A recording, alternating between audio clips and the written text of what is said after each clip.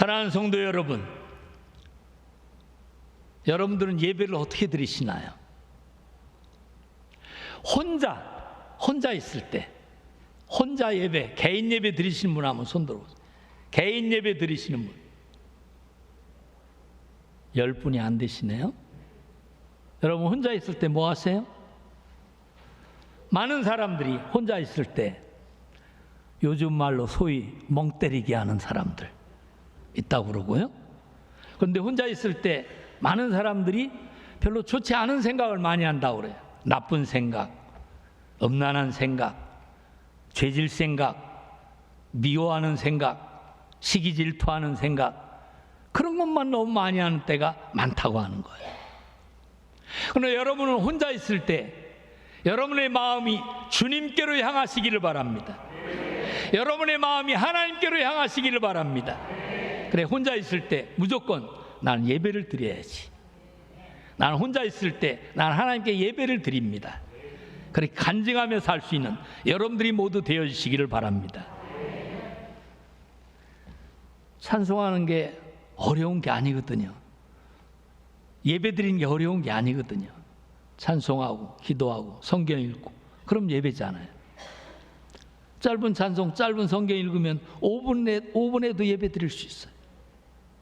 성경 더 하고 기도 더 하고 성경 더 많이 읽으면 뭐 30분, 1시간, 몇 시간이라도 예배를 드릴 수 있어요. 여러분 성경 얼마나 열심히 읽으십니까? 성경 말씀이 너무 은혜롭고 너무나 감사해서 밤새워 읽어보신 일 있습니까? 저는 성경 읽으면서 이 말씀이 너무 은혜로워가지고 너무 감격스러워가지고 밤을 꼴딱 새우면서 성경을 읽은 일이 있습니다. 너무 감격스러운 거예요.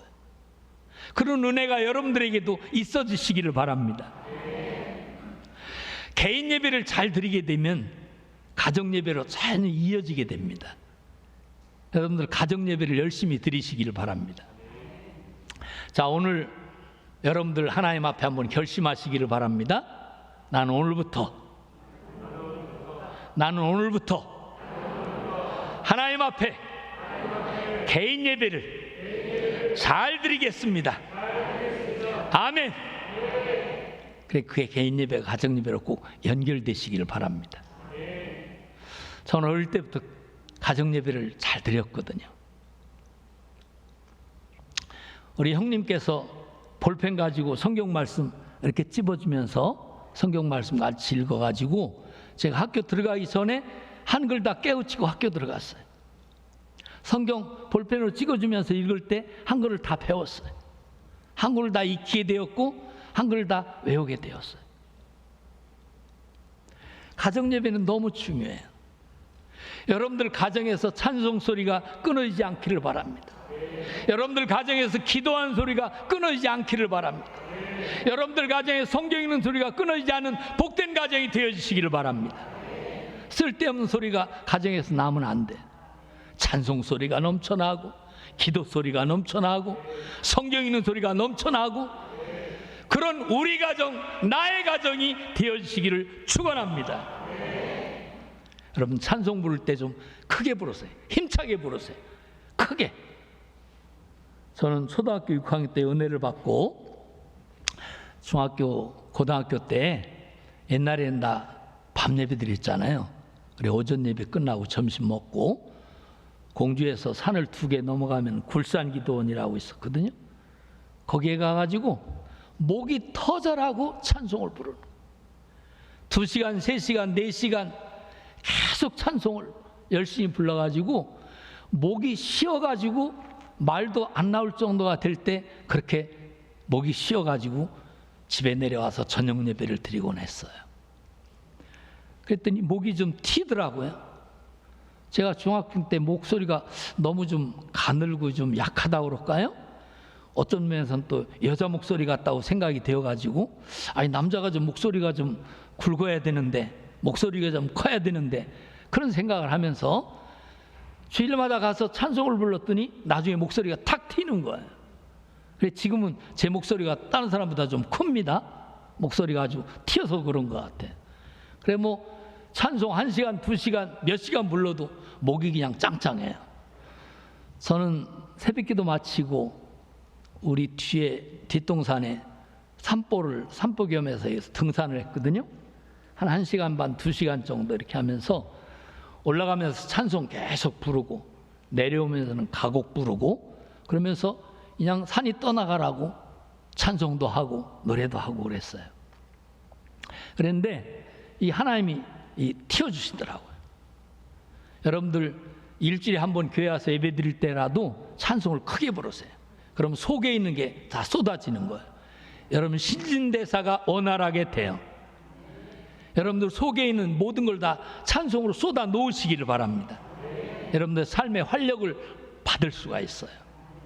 그래서 예배를 잘 드리시기를 바랍니다. 우리 요한복음 4장에 그 예배 말씀 한번 보실까요? 4장 23절 우리 함께 읽겠습니다.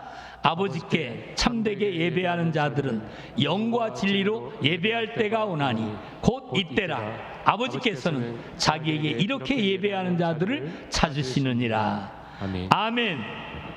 하나님이 찾으시는 사람이 있대요. 누구를 찾으신다고요? 누구를 찾으셔요? 예배하는 자를 찾으신다고 그랬어요. 예배하는 자를 찾으셔요. 내가 하나님의 찾으실 때 응답받을 수 있는, 하나님의 부름받을 수 있는, 하나님의 인정받을 수 있는, 하나님이 찾으실 때 아 여기 있구나, 너는 나를 예배하는 자구나 인정받을 수 있는 믿음의 성도님들이 모두 되어지시기를 바랍니다. 예배는 너무 중요한 거예요. 하나님이 가장 기뻐하시는 게 예배이기 때문입니다. 그래서 예배를 잘 드려야 돼. 내가 누구보다 다른 사람 그 누구보다 예배를 잘 드리기 위해서 노력을 해야 돼. 몸도 가다듬고 마음도 가다듬고 정신 똑바로 차리고 자세도 바르게 하고 하나님께 예배를 잘 드려야 되는 거예요. 근데 예배 시간에 한눈 팔거나 딴짓하는 사람들이 있는데 여러분들 절대 그러면 안 돼.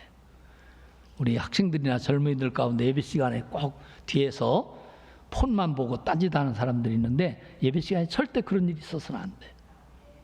나의 마음이 하나님께로만 향해야 돼. 우리의 마음이 주님께로만 향해야 돼. 하나님의 음성을 들어야 돼. 나의 마음이 주님과 통해야 돼. 내가 주님 부르면 주님, 주님 부르면 주님께서 오냐, 옆에서 응답해 주실 수 있는 그런 관계가 돼야 돼. 주님을 부르긴 부르는데 주님의 응답은 없고 주님은 너무나 멀리 계신 것 같고 그럼 되겠어요? 사랑하는 성도 여러분, 하나님께 살아계심을 믿으십니까? 아멘 소리가 그래도 제 마음에 안 차요. 하나님이 살아계심 믿으십니까? 하나님의 말씀 믿으십니까? 말씀을 문자 그대로, 글자 그대로 믿으십니까? 또 하나님께서 나를 사랑하신다고 하는 사실을 믿으십니까? 하나님께서는 나를 통해서 일하기를 원하신다고 하는 걸 믿으십니까? 믿는다면 내가 헌신해야죠. 충성해야죠. 봉사해야죠. 믿으면서 왜 몸이 안 움직일까요? 왜 몸이 안 따라줄까요? 믿음이 없는 거예요. 그건 믿음이 없는 거예요. 믿으면 행해야지. 행함 있는 믿음으로 나타나야죠. 행동하는 믿음이 돼야죠. 움직이는 신앙이 돼야죠. 주님이 받으시도록, 주님이 기뻐하시도록, 주님이 인정하시도록 그렇게 할 수 있는 여러분들이 모두 되어주시기를 바랍니다. 아멘 하신 모든 분들에게 하나님의 특별한 은혜와 축복이 충만하게 임하여 주시기를 바랍니다.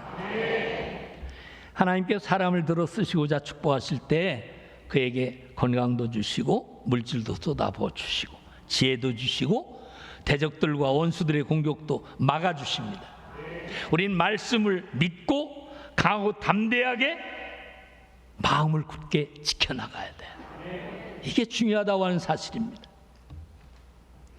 영국의 소설가 가운데 허버트 조지 웰스라고 하는 사람이 지은 단편 중에 대주교의 죽음이라고 하는 아주 유명한 책이 있습니다.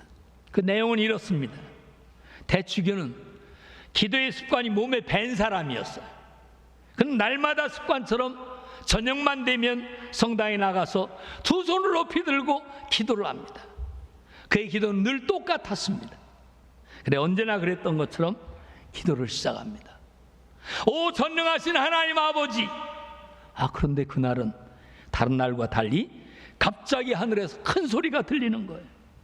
오냐, 그래 나다. 무엇을 원하느냐. 그래서 이 대주교는 그 하나님의 음성을 듣고 너무 놀라가지고 심장마비를 일으켜서 죽었다고 하는 그런 이야기입니다. 아마 여러분 들어보신 분도 있을 거예요, 이 얘기. 기도를 하는데 기도 응답을 믿지 않는 이 시대의 신자들, 이 시대의 사람들을 풍자한 그런 글입니다. 사랑하는 성도 여러분, 기도의 응답을 믿으십니까? 기도할 때 하나님이 일하시는 걸 믿으세요? 그렇다면 누구보다 기도에 대한 분명한 우선순위를 가지고 그렇게 살아야 된다고 하는 사실입니다.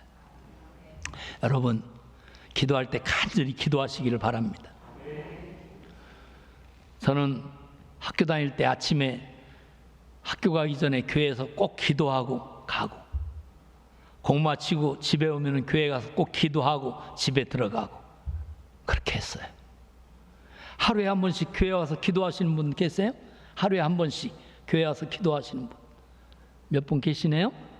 여러분들 적어도 하루에 한 번은 교회 와서 기도하셔야죠. 내 기도하는 자리가 있어야죠. 이 기도하는 자리 누구에도 빼앗기지 말아야죠. 내 기도의 자리를 지켜야죠. 내가 이 기도의 자리를 지키지 않으면 이 교회 안 된다 생각하고 내 기도의 자리를 지켜나가는 믿음의 성도님들이 되어지시기를 바랍니다.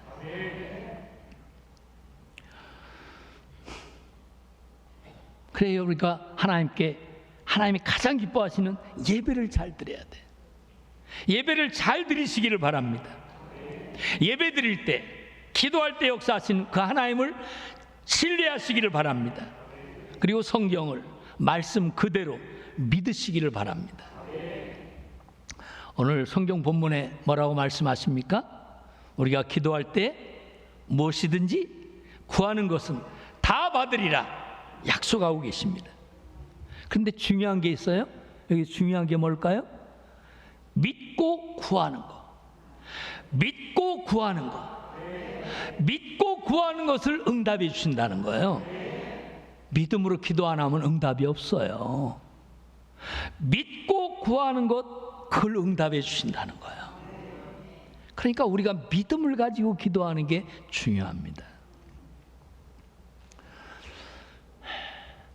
제가 은퇴하고 이제 아까 말씀드린 대로 2019년 안용대 목사님이 멕시코시티에 와서 목회해달라고 그래가지고 제가 갔는데요.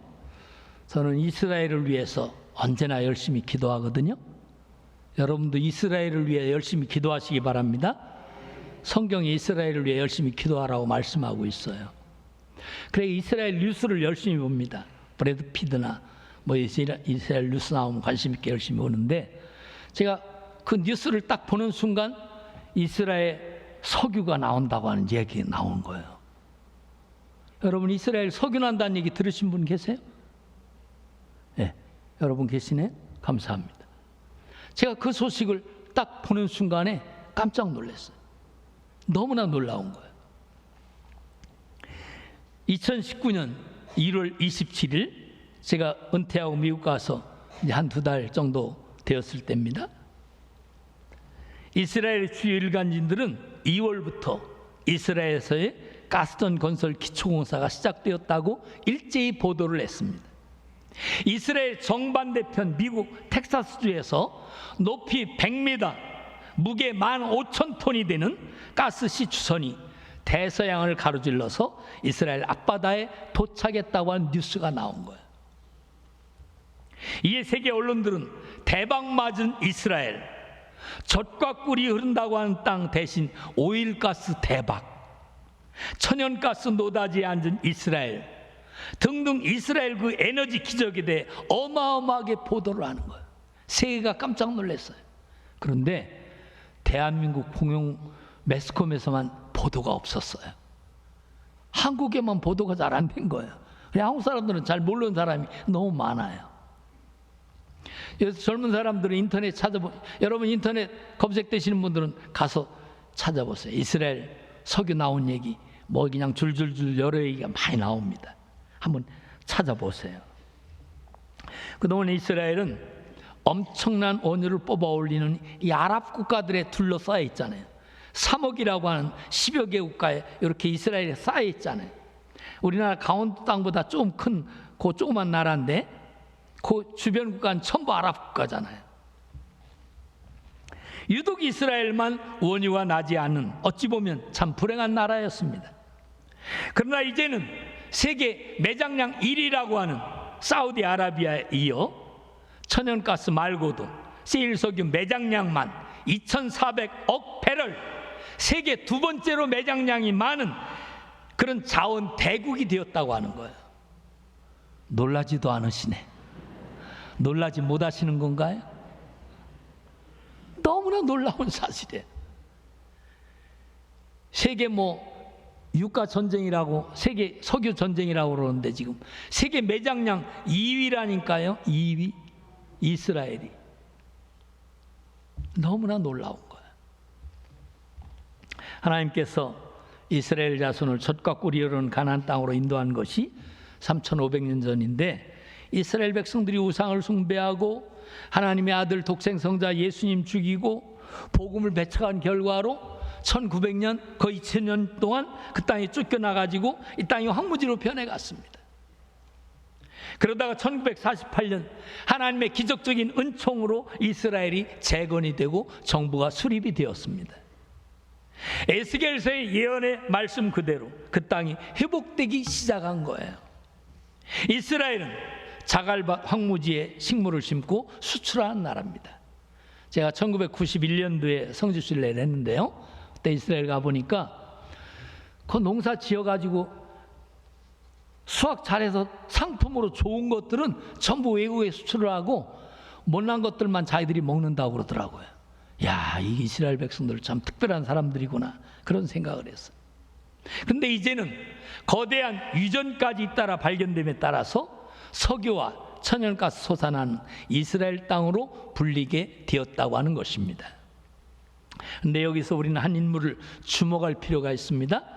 지보톨람 회사의 CEO 토비아 러스킨이라고 하는 사람입니다. 그는 러시아에서 출생해가지고 전공으로 지구 물리학을 공부했고 세계 메이저급 여러 유전회사에서 일을 하다가 1984년 이스라엘로 이주하여 정착을 하게 되었습니다. 그는 인근 아랍 국가들의 석유 매장량을 보면서 생각합니다. 반드시 이스라엘 땅도 유전이 있을 텐데 도대체 거기가 어디일까? 생각하다가 그는 그 해답을 성경에서 찾았습니다. 그는 성경을 읽다가 이 신명기 33장에 주목했다고 하는 거예요. 무릎을 치며 할렐루야로 하나님께 영광 돌리게 된 거예요. 이 신명기 33장은 모세 인도하에 출애굽한 이스라엘 백성들이 광야 생활을 마치고 가나안 땅으로 들어갈 때 그 12지파에게 땅을 나눠주며 유언적 축복을 하는 모세의 축복의 말씀이 적혀져 있는 그런 내용입니다. 자, 우리 신명기 33장 19절 말씀 한번 보실까요? 우리 함께 읽겠습니다. 그들이 이 백성들을 불러 산에 이르게 하고 거기에서 의로운 제사를 드릴 것이며 바다의 풍부한 것과 모래에 감추어진 보배를 흡수하리로다. 아멘. 놀랍지 않습니까? 아마 이 말씀 보고 별로 놀라지 못하는 분도 많을런지 모르겠어요. 12지파 가운데 이 스불론은 가나안 땅에서 배당받은 갈릴리 호수와 지중해 사이의 땅을 배당받아 가지고 거기에 정착을 했어요. 그들이 받은 복은 그들이 백성들을 불러서 산에 이르게 하고 거기에서 의로운 제사를 드릴 것이며, 그 다음이 중요합니다. 바다의 풍부한 것과 모래에 감추어진 보배를 흡수하리로다 그랬어요. 그런데 평생 동안 이 유전을 연구하고 탐사하던 이 토비아 러스키는 이 말씀을 보면서 바다에 풍부한 것은 이건 천연가스가 아닐까, 그런 생각을 하게 된 거예요. 그리고 모래에 감춘 보배는 이건 석유가 아닌가, 그런 생각을 하게 된 거예요. 유전을 연구하는 사람이니까 연상이 딱 되는 거예요. 또 33장 24절 말씀 한번 보시죠. 24절, 아셀에 대하여는 일러스되 아셀은 아들들 중에 더 복을 받으며 그의 형제에게 기쁨이 되며 그의 발이 기름에 잠길지로다. 아멘. 이 말씀을 읽으면서 무릎을 치고 할렐루야로 하나님께 영광 돌리게 된 거예요. 아니, 내가 이 말씀 많이 봤는데, 많이 읽었는데 어떻게 오늘 이 말씀이 나에게 이렇게 새롭게 다가오나 깜짝 놀라게 되었어요. 아니, 그의 발이 기름에 잠길지로다 했는데 왜 내가 이 말씀을 몰랐지? 너무나 놀란 거예요.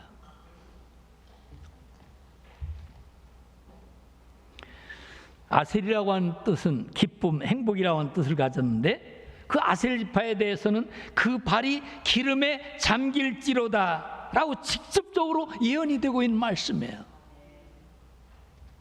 아셀 지파는 가나안 땅에 들어가서 레바논 북쪽의 땅을 차지했습니다. 레바논에 가까운 북쪽 땅, 이 땅은 갈릴리 호수와 풍부한 산림이 우거진 그러한 지역입니다. 그런데 그것이 이 모세가 하나님의 감동하심을 받아가지고 예언한 말씀 문자 그대로 정확하게 길을 인도했습니다. 이 러스킨이 신명기 33장의 말씀을 따라서 이스라엘 북쪽을 집중적으로 탐사를 했어요. 이스라엘 지도를 쭉 내놓고 12지파 땅 분배받은 거 다 놓고 아셀 지파를 찍어가지고 그 지역을 보면서 가서 집중적으로 탐사를 시작한 거예요. 그 결과 그는 2004년 1984년도에 들어와가지고 정착했는데 2004년 처음으로 이스라엘 거대한 유전을 발견했어요. 근데 이걸 누가 알면 안 되니까 비밀에 묻히고 남 모르게 혼자 비밀적으로 비밀리에 이걸 개발한 거예요. 그동안 이스라엘은 운이 없어가지고 기름이 안 나온 땅이라고 생각했을 수 있었어요. 그러나 지금은 이제 이스라엘에 석유가 난다고 하는 뉴스가 세계에 퍼지면서 전 세계가 부러워하는 그런 복된 땅이 되었습니다.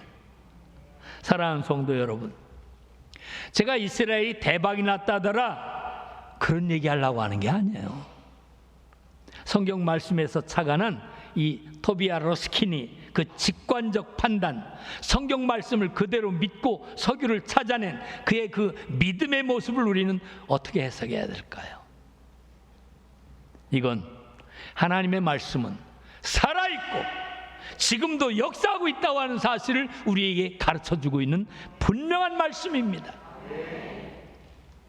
오늘날에도 하나님을 믿는 자들에게는 하나님의 말씀을 그대로 믿어야 한다고 하는 사실입니다.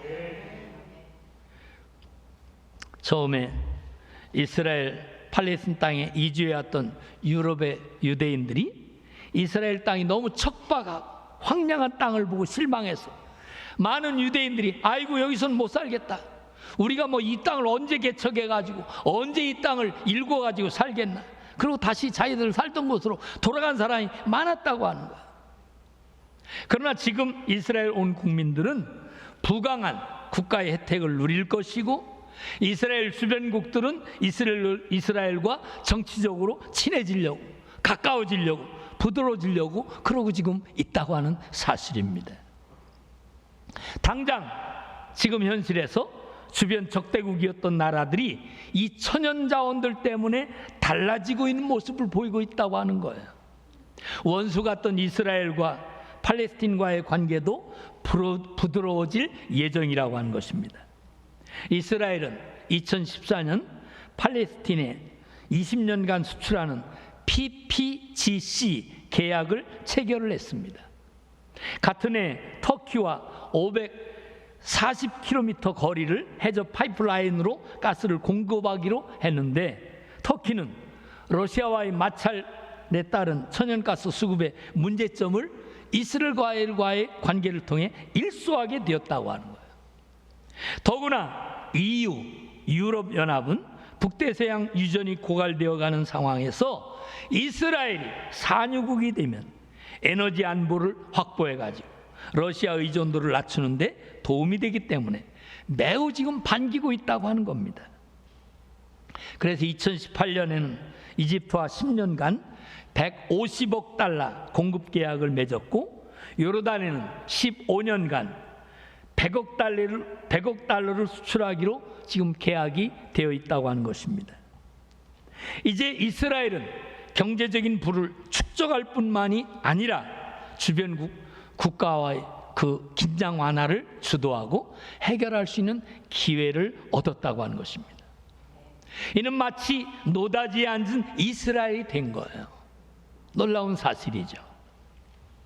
우리나라는 지금까지 5.1 파워를 두려워해가지고 아랍과 가깝게 지내고 산유국들의 눈치를 보면서 한국의 이슬람화를 받아들였다고 할 수 있습니다.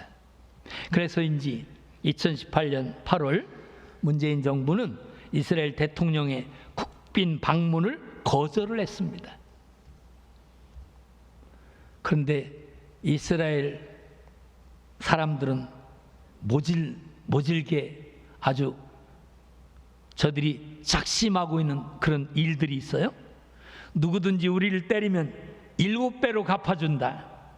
우리를 공격하려고 준비하는 자는 먼저 얻어맞을 것이다. 이게 이스라엘 그 군사 전략의 하나의 모토입니다. 이것이 저희들이 지켜온 원칙이고 또 계속 그렇게 할 것이라고 했는데, 이스라엘과 이제 우리나라도 좀 친해지려고 노력을 해야 될 것 같아요.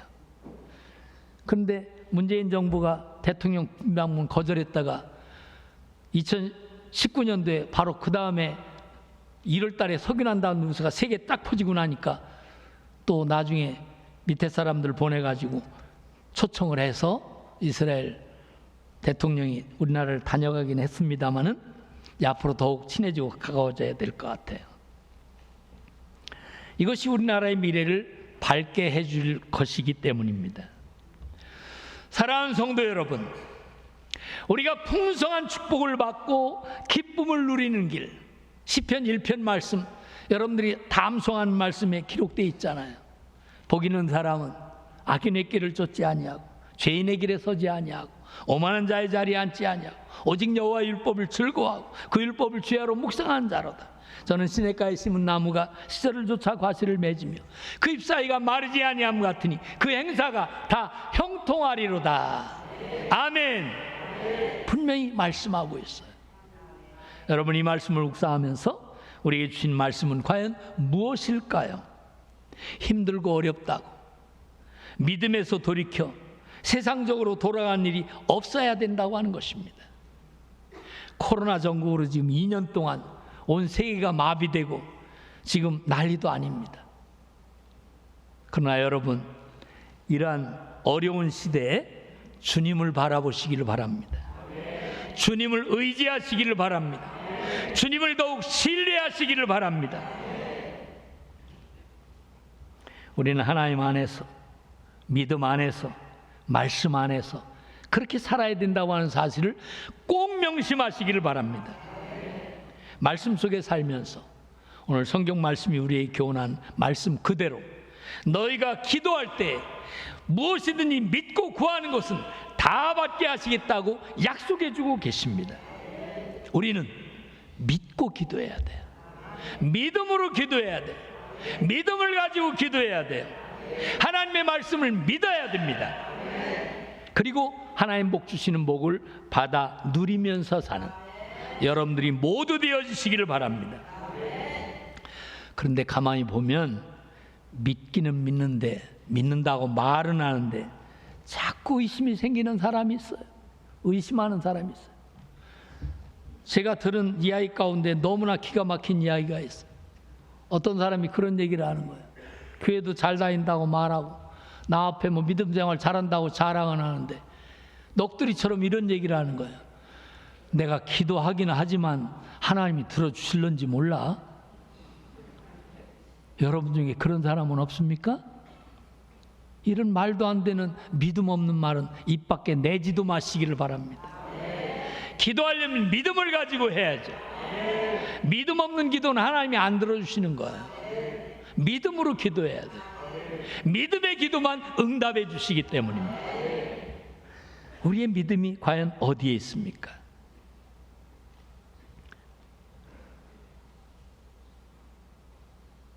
많은 사람들이 이런 어려움 속에 빠져 있는 걸 알고 야고보 사도는 우리에게 교훈합니다. 우리 야고보서 1장 6절 7절 말씀 한번 보실까요? 함께 읽습니다. 오직 믿음으로 구하고 조금도 의심하지 말라. 의심하는 자는 마치 바람에 밀려 요동하는 바닷물결 같으니. 7절 이런 사람은 무엇이든지 주께 얻기를 생각하지 말라. 아멘. 성경 말씀에 다 기록되어 있잖아요. 참 불쌍한 사람들, 어쩌면 한심한 사람들 보고 정신 차리라고 말씀 다 기록해 놓고 있잖아요. 이 말씀을 마음에 새기고 그렇게 살아가시기를 바랍니다. 오직 믿음으로 구하고 조금도 의심하면 안 돼. 의심하지 말라. 의심하는 자는 마치 바람에 밀려 요동하는 바닷물결 같으니. 이런 사람은 무엇이든지 주께 얻기를 생각하지도 마라.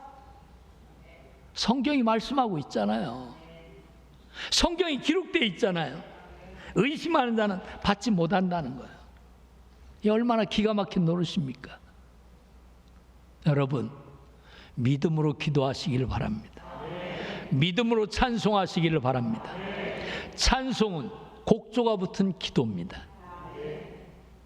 찬송할 때 기도한 마음으로 찬송해야 돼요. 찬송을 어떻게 부르라고 말씀드렸어요? 좀 더 크게, 힘차게, 열심히 그렇게 찬송하세요. 성경도 그냥 눈으로 이렇게 읽지 마시고 소리내어 읽으세요. 성경 읽을 때도 소리내어 읽으세요. 나이 많으신 분들 특별히 나이 더 드시기 전에 열심히 소리내어 읽으세요. 찬송도 힘차게 열심히 부르세요. 그게 내 몸의 건강에 비결이 되는 겁니다. 자, 개인 예배 잘 드리라고 말씀드렸어요. 오늘부터 실천에 옮기시기를 바랍니다. 그러면 개인 예배는 뭐하고 연결이 돼요? 가정 예배와 연결이 됩니다. 가정 예배를 꼭 드리시기를 바랍니다. 바쁘고 어려우면 일주일에 한 번이라도 두 번이라도 시간을 정해가지고 꼭 드리도록 노력을 해야 돼. 자, 우리 이 시간 말씀을 마치기 전에 손 들고 한번 하나님 앞에 작정합시다. 오른손을 한번 들으세요. 하나님, 우리 가정에서 찬송 소리 끊어지지 않게 하옵소서. 하나님, 우리 가정에서 기도 소리 끊어지지 않게 하옵소서. 하나님, 우리 가정에서 성경 읽는 소리 끊어지지 않게 하옵소서. 아멘, 아멘, 아멘. 꼭 실천에 옮기며 사시기를 바랍니다. 사랑하는 성도 여러분, 하나님께서 나를 지키신다고 하는 하나님의 말씀을 믿으시기를 바랍니다. 세상 끝날까지 나와 함께 하시겠다고 약속하신 그 하나님을 믿으시기를 바랍니다.